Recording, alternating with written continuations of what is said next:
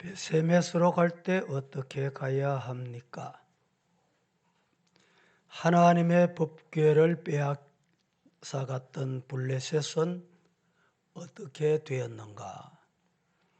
블레셋 사람들은 여호와의 궤를 아스돗에 있는 자신들이 섬기는 다곤 신전으로 가져갔습니다. 그리고 다곤 신전 옆에다 전쟁에서 빼앗아 온 거니까 전리품으로 그냥 놔두었습니다. 그런데 다곤을 섬기는 블레셋이 여호와를 섬기는 이스라엘을 이겼기 때문에 이렇게 옆에 둔 것은 여호와의 능력이 다곤보다 못하다, 별것 아니다, 이런 의미였을 것입니다. 사실 감히 비교해서도 안 되겠지만 그들은 여호와의 궤를 얕잡아보고 그들의 우상 옆에다가 하나님의 여호와의 궤를 그냥 방치해 두었던 것입니다. 그런데 어찌된 일인지 이 다곤이 하루가 멀다 하고 자꾸 넘어집니다. 넘어지면서 팔이 부러지고 다리가 부러지고 땅에 엎드려지고, 그런데 이 다곤 신전이 여호와께 앞으로 엎드려 있는 것입니다. 급기야는 다곤의 손과 발과 목이 다 떨어져 나가고 몸뚱이만 남게 됐다라는 것입니다. 그뿐만 아니라 이번에는 어떤 일이 생겼냐? 요사이 지금 우리가 코로나 독종, 연병 때문에 세계가 3년째 어려움을 겪고 있듯이 독종이 생겨나기, 연병이 생겨나기 시작했습니다. 이 연병이 생겨나서 아스돗 사람들을 쳐서 망하게 하고 이 사람 저 사람 재앙으로 죽어나갑니다. 여호와의 궤가 오게 된 이후로 모두가 죽고 사고가 나고 야단법석입니다. 블레셋 백성들이 모여서 회의를 합니다. 그 회의 내용이 5장 8절 다 같이 한번 보겠습니다. 시작. 이에 사람을 보내어 블레셋 사람들의 모든 방백을 모으고 이르되 우리가 이스라엘 신의 궤를 어찌하랴 하니 그들이 대답하되 이스라엘 신의 궤를 가드로 옮겨가라 하므로 이스라엘의 신의 궤를 옮겨가더니 이에 사람들을 보내어 블레셋 사람들의 모든 방백을 모으고 회의를 했다 이 말입니다. 모여서 어떻게 된 일인지 한번 우리 회의해 보자. 우리가 이스라엘 신의 궤를 어찌해야 되겠냐? 이스라엘 하나님의 궤가 오고 난 다음부터는 다곤 신전이 무너지고 부러지고 연병이 생겨나고 그 일로 사람이 죽어나갑니다. 그들이 대답하되 이스라엘 신의 궤를 가드로 옮겨가거라. 이 가드 사람들은 그 당시에 특징이 있습니다. 너희들은 대장부 같고 크고 이러니까 너희들은 괜찮겠지. 그래서 가드 사람도 어리석게 그걸 우리에게 보내라. 가드로 옮겨가기로 결정을 하게 되는 것입니다. 결국에 블레셋 사람들이 모여서 회의해서 오늘 11절에 보면은 이스라엘 신의 궤를 돌려보내자. 이스라엘의 신궤를 돌려보내기로 결정을 합니다. 이에 사람들을 보내어 블레셋 모든 방백들을 모으고 이르되 이스라엘 신의 궤를 보내어 그 있던 곳으로 돌아가게 하고 우리와 우리 백성이 죽임을 면하게 하자. 죽는 건 면하자 이 말입니다. 하니 이는 온 성읍이 사망의 환난을 당함이라. 거기서 하나님의 손이 엄중하심을 알게 됐다라는 것입니다. 사실 전쟁에서 승리하여 가져온 전리품을 되돌려 보낸다는 것은 어떤 이유냐? 결국 자신들의 승리가 아님을 고백하는, 지금 러시아와 우크라이나가 전쟁 중입니다만은 이 러시아가 전쟁을 한번 시작해 놓고 자기들이 병력이 뭐 15,000명이 죽었다. 그래도 발표를 안 해요. 발을 못 뺍니다. 왜? 패배한 전쟁이 되니까 발 빼는 게 그렇게 어려운 거예요. 싸움을 걸었다가 발 빼는 게 얼마나 어려운지 모릅니다. 덤벼 들었다가 여러분 생각해 보세요. 발 빼면 이제 내가 패배했다. 이래가지고 자기가 잘못한 걸 알고도 발 뺄 줄을 모릅니다. 그러면 어떻게 되느냐? 승리가 아님을 고백하는 것이 되기 때문에 이스라엘 백성들에 대해서 정치적으로, 군사적으로, 신학적으로 우위에 있다는 자존심의 먹칠을 당하는 일이다. 이렇게 생각하게 된 것입니다. 그럼에도 불구하고 블레셋은 여호와의 궤를 돌려보내기로 합니다. 자존심보다 우리가 살고 죽는 것이 중요하다. 이 자존심 세우다가 죽는다 이 말이죠. 너도 죽고 자식도 죽고 다 죽는다 이 말입니다. 다시 말하면 살고 보자. 자존심 다 버려라. 살고 보자. 죽임은 면하자는 것입니다. 여러분, 여호와의 궤가 얼마나 블레셋에 머물렀습니까? 오늘 본문 6장 1절을 한번 보겠습니다. 1절. 여호와의 궤가 블레셋 사람들의 지방에 있은 지 몇 달? 7달. 7달 이 의미는 별 설명하고 싶지는 않고 7달 동안 여호와의 궤는 블레셋의 주요 도시를 마치 차례대로 삭슬이 하듯이 징벌을 내리면서 블레셋 사람들에게 아주 확실하게 그리고 명확하게 여호와의 권능, 하나님의 살아계심을 보여주게 된 거예요. 이 궤가 언약궤가 아니다는 거예요. 블레셋 사람들에게 7달은 마치 지옥과 같았습니다. 이스라엘과 싸워서 이겼다는 승리의 기쁨이 채 가시기도 전에 그들은 지금까지 경험해보지 못했던 지독한 재앙, 아픔, 죽음을 그들은 경험하지 않을 수가 없었습니다. 그래서 5장 11절 말씀에 다시 이렇게 말합니다. 보세요. 이 5장 11절 다 함께 시작. 이에 사람을 보내어 블레셋 모든 방백을 모으고 이르되 이스라엘 신의 궤를 보내어 그 있던 곳으로 돌아가게 하고 우리와 우리 백성이 죽임을 면하게 하자 하니 이는 온 성읍이 사망의 환난을 당함이라. 거기서 하나님의 손이 엄중하심으로 돌아가게 하자. 돌아가게 하고 그곳에 있던 그 궤를, 여호와 궤를 돌려보내고 우리와 우리 백성이 죽임은 면하여야 되지 않겠느냐? 이 말씀을 보면 연상되는 게 없습니까? 애굽 땅에 종살이 하던 이스라엘 백성들을 애굽 바로왕이 이스라엘 백성들을 해방시켜 주겠다고 하고도 놓아주지 않습니다. 그래서 드디어 하나님께서 10가지 재앙을 막 퍼붓습니다.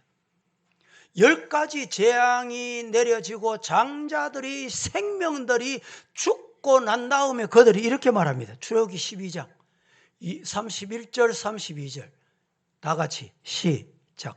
밤에 바로가 모세와 아론을 불러서 이르되 너희와 이스라엘 자손은 일어나 내 백성 가운데에서 떠나 너희의 말대로 가서 여호와를 섬기며 너희가 말한 대로 너희 양과 너희 소도 몰아가고 나를 위하여 축복하라 하며.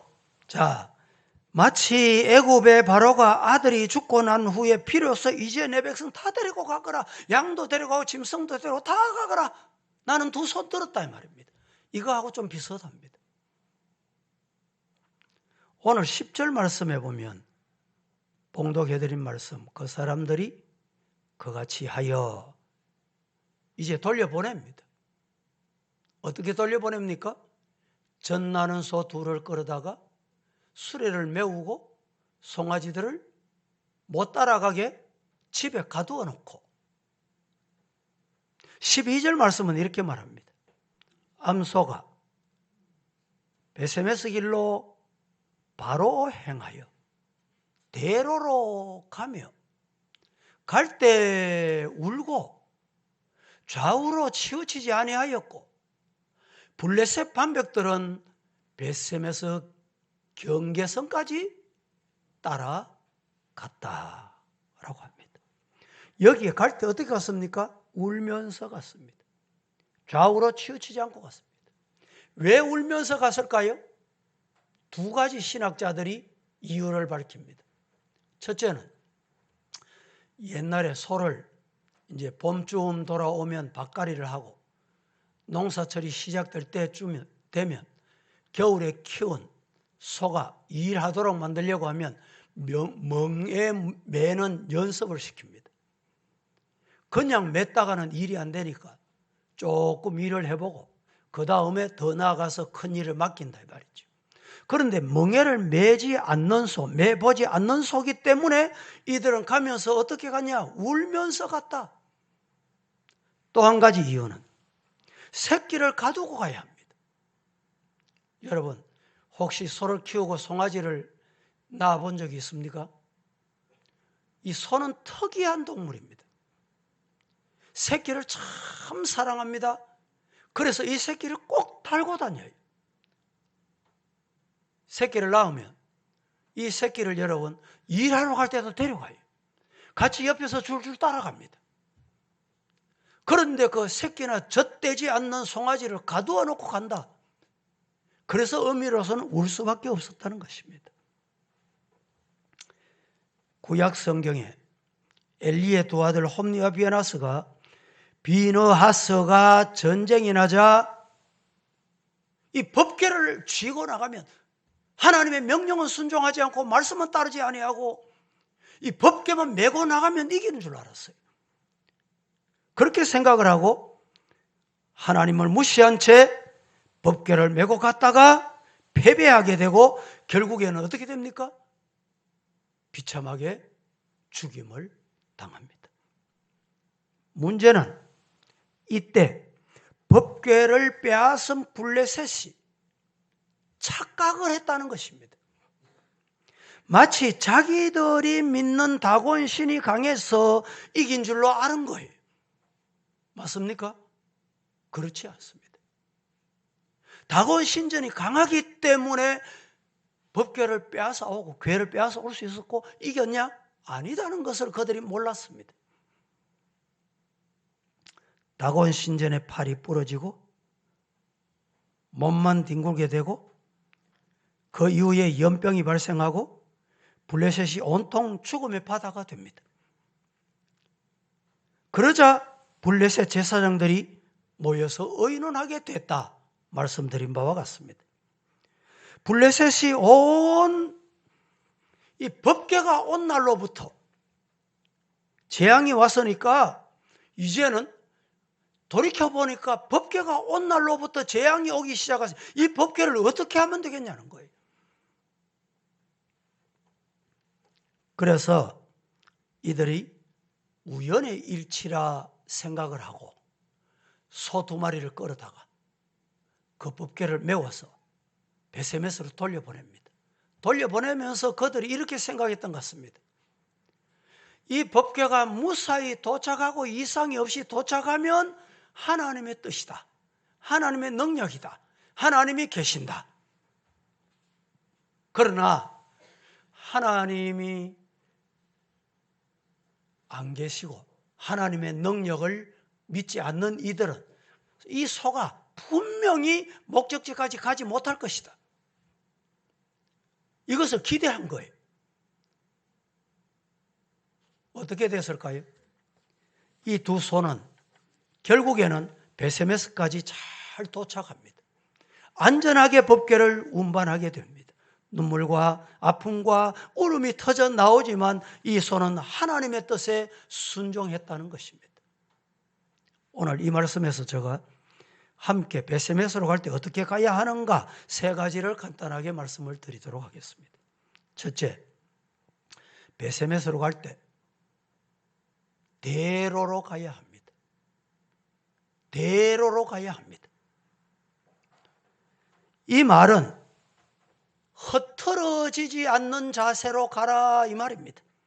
말씀의 기준이 돼서 가라. 하나님이 가라는 대로 가거라. 하나님이 지시하는 대로 가거라. 하나님이 말씀하신 대로 가라 이 말입니다. 그렇습니다. 아마도 소는 멍에를 떼어놓고 새끼가 있는 곳으로 돌아가고 싶은 마음이 그들의 마음이었을 것입니다.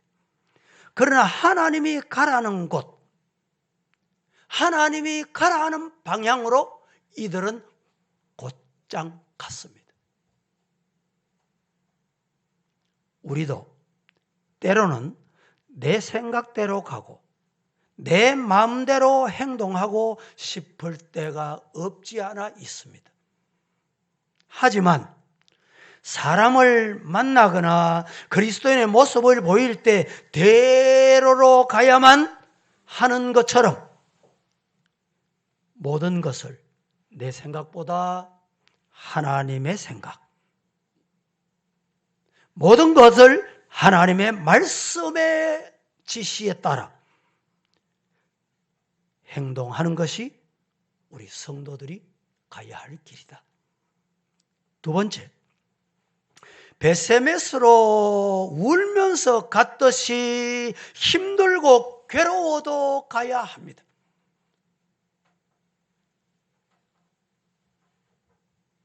소가 울면서 갔듯이 우리가 역시 하나님께서 메워진 짐을 지고 갈 때는 힘들고 어려운 것은 당연한 것입니다. 그렇지만 우리는 지고 가야 합니다. 12절을 같이 한번 보겠습니다. 다 같이 시작. 암소가 베세메스 길로 바로 행하여 대로로 가며 갈 때에 울고 좌우로 치우치지 아니하였고 블레셋 방백들은 베세메스 경계선까지 따라가니라. 암소가 베세메스로 갈 때 어떻게 갔습니까? 대로로 가며 울고 좌우로 치우치지 아니했다.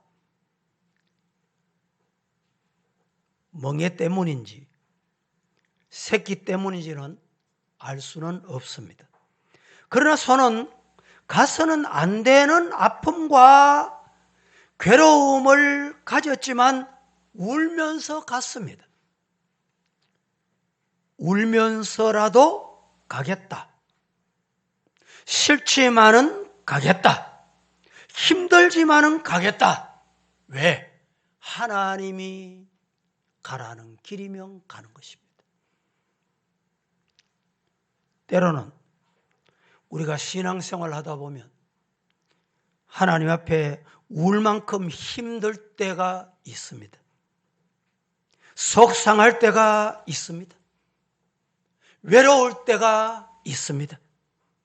그래서 우리가 부르는 찬송 400장 이런 가사가 있습니다. 험한 시험 물속에서 나를 건져주시고 노한 풍랑 지나도록 나를 숨겨주소서. 주여 나를 돌보시사 고이 품어주시고 험한 풍파 지나도록 나를 숨겨주소서. 권세능력 무한하사 모든 시험 이기게 하시고 풍랑까지 다스리는 주님 앞에 기도합니다. 주여 나를 돌보시사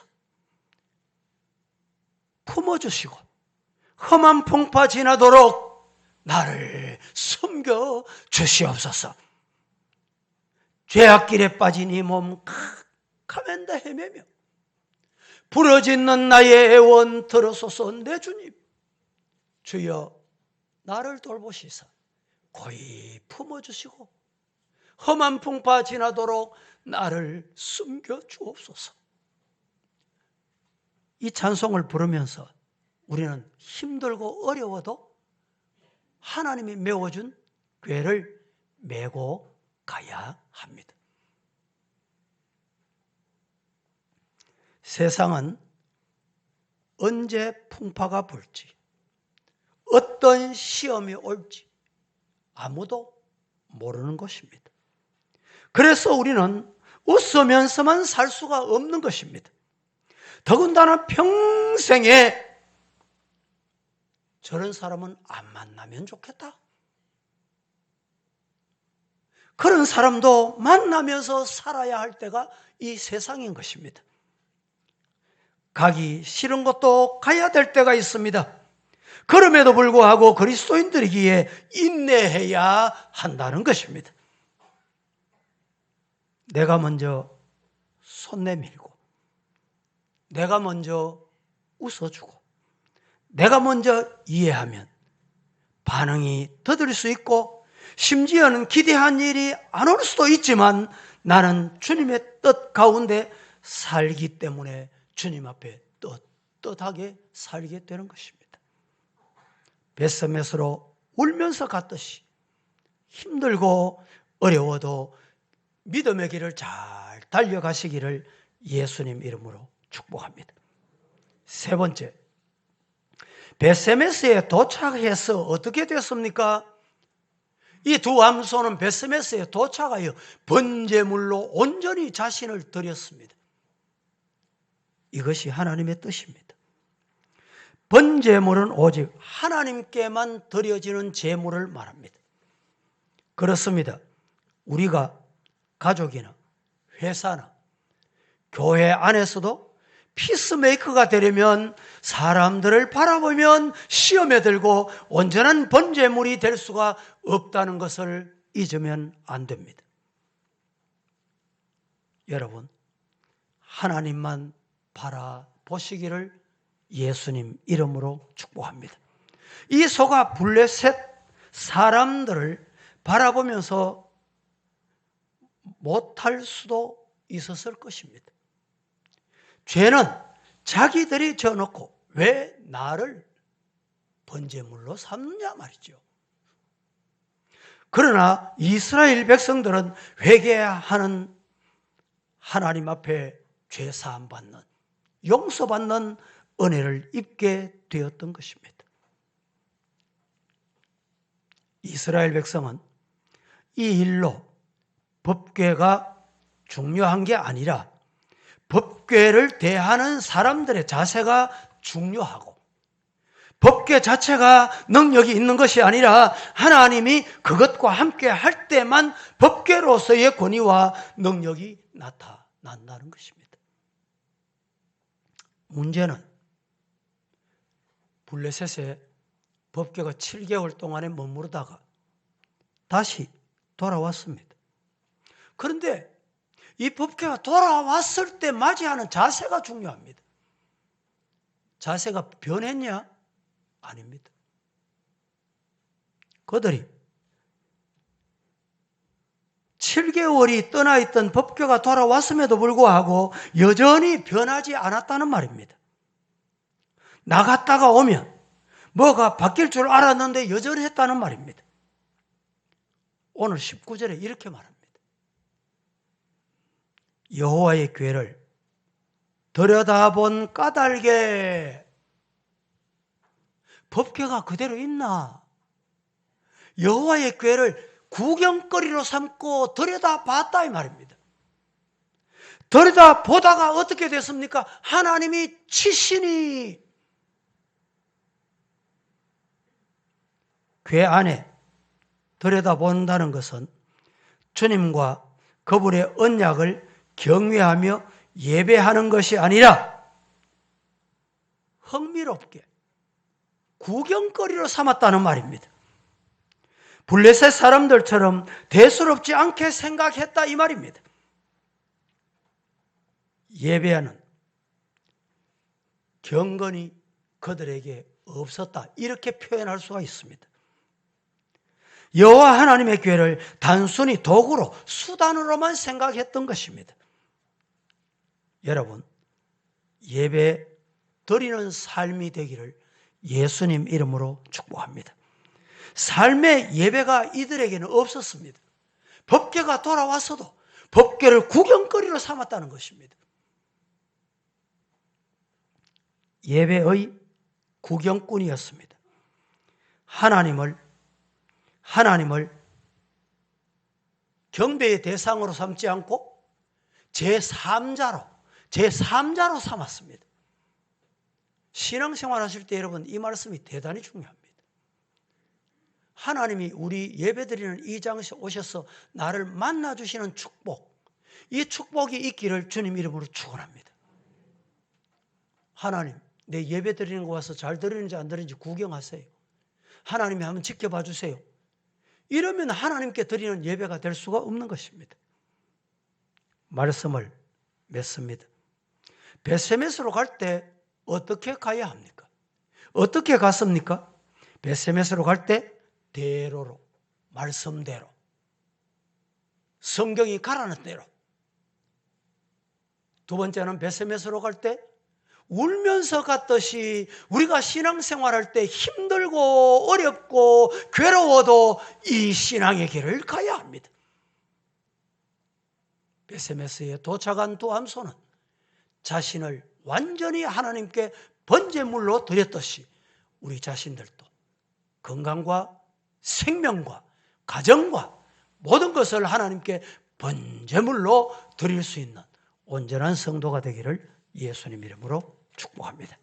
거룩하신 하나님, 오늘 또 벳세메스로 갈 때 어떻게 가야 하는지 짐승을 통해서 우리에게 교훈해 하셨던 하나님 말씀을 받았습니다. 받은 말씀대로 아멘하고 살아가는 저들 되게 하여 주옵소서. 예수님의 이름으로 기도합니다. 아멘.